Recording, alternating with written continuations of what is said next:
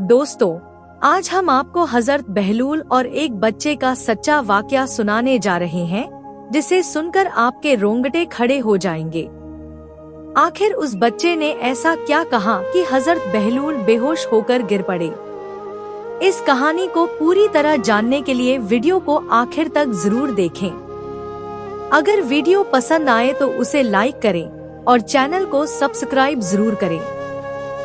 आइए देखते हैं कि बहलूल के साथ क्या हुआ। हजरत बहलूल रहमतुल्लाह अलैह एक जगह से गुजर रहे थे। उन्होंने देखा कि कुछ बच्चे अखरोट और बादाम से खेल रहे हैं। उन्होंने देखा कि इन बच्चों से अलग एक लड़का बैठा था जो उन्हें देख देख कर रो रहा था। बहलूल ने अपने दिल में सोचा, शायद यह लड़का इन बच्चों के पास अखरोट और बादाम देखकर रो रहा है, क्योंकि इसके पास खेलने के लिए कुछ नहीं है। उन्होंने उससे कहा, मियाँ लड़के, तुम क्यों रो रहे हो? मैं तुम्हें अखरोट और बादाम ले दूं ताकि तुम भी खेल सको। उस लड़के ने उनकी तरफ देखकर कहा, ए कम अक्ल, हम खेल कूद के लिए पैदा नहीं हुए हैं। बहलूल ने पूछा, तो फिर किस लिए पैदा हुए हैं?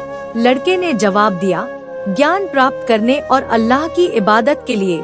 बहलूल ने पूछा, तुम्हें यह कैसे मालूम हुआ? लड़के ने कहा, अल्लाह ताला फरमाता है, क्या तुम यह सोचते हो कि हमने तुम्हें बेकार पैदा किया है और तुम हमारी तरफ नहीं लौटोगे? बहलूल ने कहा, साहबजादे, तुम तो बड़े अक्लमंद हो, कुछ और नसीहत करो। लड़के ने कहा, दुनिया चलचलाव की हालत में है और सफर की तैयारी कर रही है। न यह दुनिया किसी के लिए रहने वाली है और न ही कोई शख्स दुनिया में बाकी रहेगा। दुनिया की जिंदगी और मौत इंसान के लिए ऐसी है जैसे दो तेज दौड़ने वाले घोड़े, एक के बाद एक। ए दुनिया के दीवाने, दुनिया को छोड़ और इसमें अपने सफर का सामान तैयार कर। हजरत बहलूल फरमाते हैं कि यह सुनकर वह लड़का आसमान की तरफ देखने लगा, हाथों से इशारा किया और उसके आंसू उसके गालों पर मोतियों की लड़ी की तरह गिरने लगे। फिर वह लड़का बेहोश होकर गिर पड़ा। मैंने उसे अपनी गोद में ले लिया और अपने आस्तीन से उसका चेहरा साफ किया।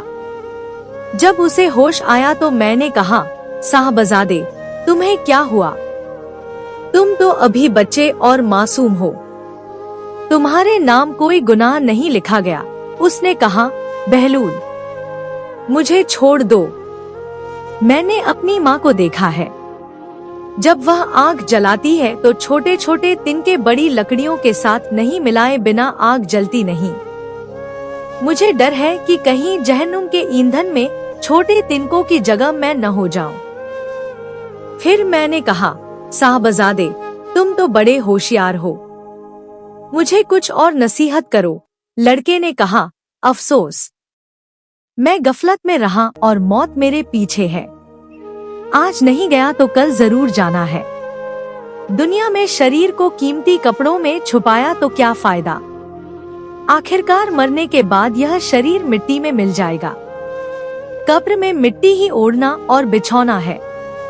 मौत के बाद सारा सौंदर्य और हुस्न चला जाएगा और हड्डियों पर मांस का नामो निशान भी नहीं रहेगा। हाय, उम्र बीत गई और कोई मुराद पूरी न हुई। मेरे पास कोई सफर का सामान नहीं। मैं अपने मालिक के सामने ऐसे खड़ा होऊंगा कि गुनाहों का बोझ मेरे सिर पर होगा। दुनिया में मैंने 1000 पर्दों में अल्लाह की नाफरमानी कर गुनाह किए, लेकिन कयामत में वह सब कुछ अल्लाह के सामने जाहिर होगा। क्या दुनिया में अल्लाह के गज़ब से बेखौफ होकर गुनाह करता था?